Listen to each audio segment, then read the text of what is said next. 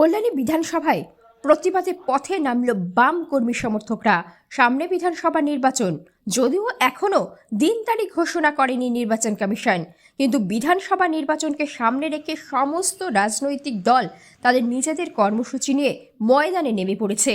রবিবার ছুটির দিনে কল্যাণী বিধানসভায় প্রতিবাদ জানাতে বাইক মিছিল সংগঠিত করল শহর জুড়ে। এই দিন বাইক মিছিল শুরু হয় গয়েশপুর এনএস সংলগ্ন দলীয় কার্যালয় থেকে। গয়েশপুর শহর পরিক্রমা করে সগুনা হয়ে কল্যাণীতে গিয়ে মিছিল শেষ হয়। কিন্তু কেন এই প্রতিবাদ মিছিল, কি জানালেন বাম নেতৃত্বরা, শোনাবো আপনাদের।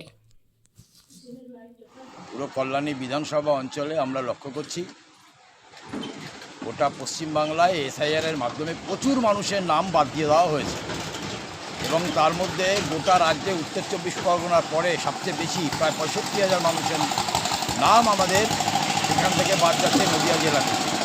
আমাদের কল্যাণী বিধানসভা ক্ষেত্রে আমরা দেখছি প্রচুর পরিমাণে নাম, যারা জন্ম সময়কাল থেকে এখানে, তার পূর্বপুরুষ, তার বাবা, তার মা, তারা এই অঞ্চলে বসবাস করছেন দীর্ঘদিন যাবৎ।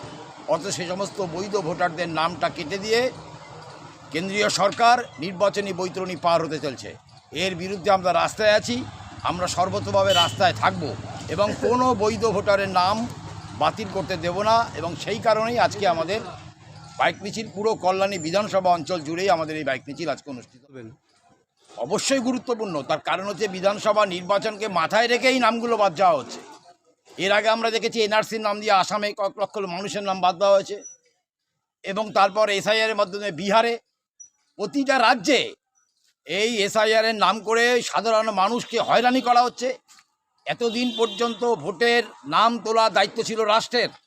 আমরা লক্ষ্য করছি যাদের মানুষের দ্বারা নির্বাচিত 2024 সালের যে ভোট হয়ে গেল, 24 সালের ভোটেও যে কেন্দ্রীয় সরকার এই সাধারণ মানুষের দ্বারা নির্বাচিত, তারপর এত মানুষের নাম কেটে দিয়ে তার রাজ্যের ক্ষমতা দখল করবার জন্য মরিয়া প্রচেষ্টা চালাচ্ছে। এবং শুধু পশ্চিমবাংলা নয়, গোটা ভারতবর্ষের অনেকগুলো রাজ্যতে যেখানে এসআইআর হচ্ছে সেইখানেই তাদের এই ভূমিকা। এসআইআরের মধ্য দিয়ে একটা সম্প্রদায়ের মানুষকে শুধু নয়, মুসলমানদের তো কমন এদের বাদ দেওয়ার ধান্দা করছে।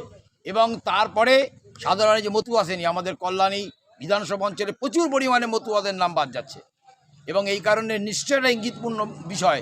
এবং আমরা রাস্তায় মানুষের কাছে, সাধারণ মানুষের কাছে তুলে ধরতে চাইছি যে এই নামগুলোকে আমরা তাদের পাশে আছি, তাদের কোনো নাম আমরা বাদ দিতে দেব না, তাদের জন্য শেষ বিন্দু দিয়ে আমরা লড়াই করি। একটা বিরূপ প্রতিক্রিয়া সৃষ্টি হয়েছে, মানুষের নাম বাদ যাচ্ছে। এখন আবার নতুন কোর্টের দ্বারস্থ হবে, বাইরের রাজ্য থেকে বিচারপতিরা আসছেন, সমস্ত কিছু নিয়ে একটা মানুষের মধ্যে সমস্যা তৈরি করার একটা পরিকল্পনা চলছে। কেন্দ্রীয় সরকারের চক্রান্ত এবং তাতে রাজ্যের যে ভূমিকা নেওয়ার প্রয়োজন ছিল, রাজ্য কিন্তু সেই ভূমিকা গ্রহণ করেনি। আপনার নাম? তাপস পারিয়া। আপনি গয়েশপুর এরিয়া কমিটির সম্পাদক।